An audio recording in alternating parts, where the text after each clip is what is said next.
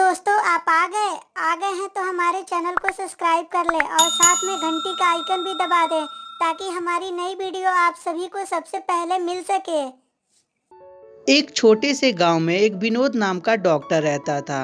ऐसे तो डॉक्टर भगवान का रूप होते हैं, परंतु विनोद डॉक्टर का कुछ अलग ही अंदाज था। विनोद डॉक्टर एक नंबर का अय्यासी था। वो उसके क्लिनिक पे कोई भी लड़कियां आती तो वो सुरक्षित नहीं रहती थी, क्योंकि विनोद डॉक्टर उस लड़कियों के साथ गलत काम करता था। एक दिन उसके क्लिनिक पे एक रूबी नाम की लड़की आती है। रूबी को विनोद देखकर सोचने लगता है, वाह, कितनी खूबसूरत लड़की है। कसम से इतने दिन कहाँ रही है। आज तो इसे नहीं छोड़ूंगा मैं। आज तो इससे अपनी प्यास बुझा ही लूंगा। और ये कहकर विनोद डॉक्टर उसे नींद की इंजेक्शन दे देता है, जिससे वो थोड़ी देर के लिए सो जाती है और उसके साथ विनोद डॉक्टर दरिंदगी कर लेता है। धीरे धीरे समय गुजरता जाता है। एक दिन रूबी को पता चलता है कि रूबी प्रेग्नेंट हो गई है। रूबी इस बात से बहुत ही परेशान हो जाती है, क्योंकि रूबी की ना तो शादी हुई रहती है और ना ही रूबी का कोई बॉयफ्रेंड था।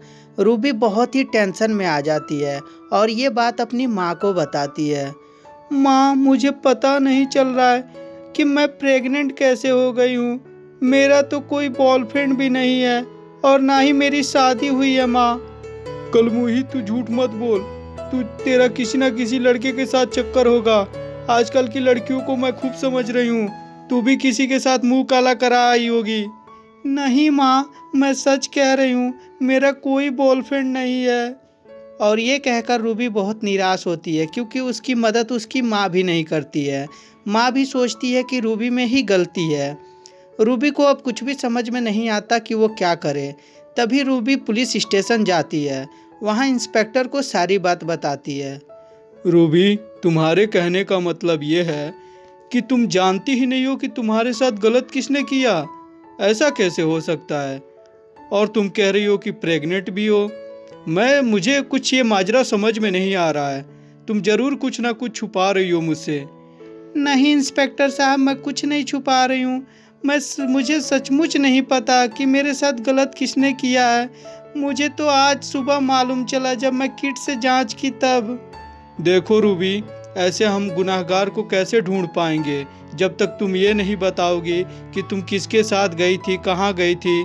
तब तक मैं कैसे बता सकता हूँ कि तुम क्या सच बोल रही हो और क्या झूठ बोल रही हो। रूबी को अब कुछ भी समझ में नहीं आता, क्योंकि पुलिस वाले भी मदद करने से इनकार कर देते हैं।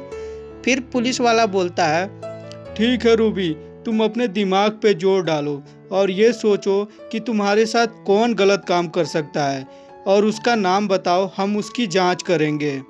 रूबी बहुत देर तक पुलिस स्टेशन में सोचती है। फिर उसे ध्यान आता है डॉक्टर के बारे में।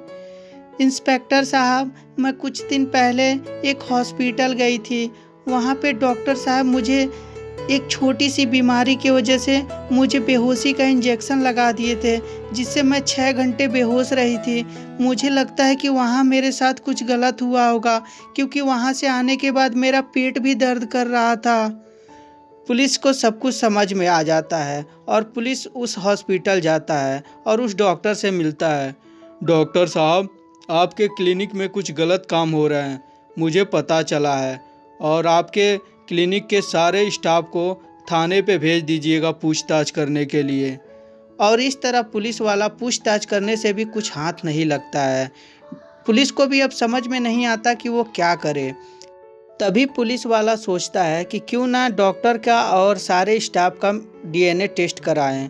और ये सोचकर पुलिस इंस्पेक्टर नोटिस भेज देता है हॉस्पिटल को, जिससे डीएनए टेस्ट कराने की आदेश जारी हो जाती है। उसके बाद सारे लोगों का डीएनए टेस्ट होता है, परंतु डॉक्टर का डीएनए टेस्ट नहीं होता, जिसके कारण से डॉक्टर बच जाता है। देखो रूबी, मैंने सारे डॉक्टरों का जो है डीएनए टेस्ट कराया, परंतु किसी का भी रिपोर्ट पॉजिटिव नहीं आया। तो मैं कैसे यकीन मान लूँ? लगता है कि तुमसे कोई भूल हुई है। तुम फिर से दिमाग दौड़ाओ, हम तुम्हारी मदद करने के लिए तैयार हैं। परंतु रूबी बार बार यही जिद करती रहती है कि वही एक जगह है जहाँ पे मेरे साथ गलत हो सकता था। पुलिस वाला बहुत देर तक सोचता है। तब उसे पेपर में एक चीज़ दिखाई देता है कि एक डॉक्टर का डीएनए टेस्ट नहीं हुआ है। उस डॉक्टर को तुरंत पुलिस वाला गिरफ्तार कर लेता है और उसका डीएनए टेस्ट कराता है, जिस डीएनए से मैच हो जाता है और उस डॉक्टर को जेल में डाल दिया जाता है।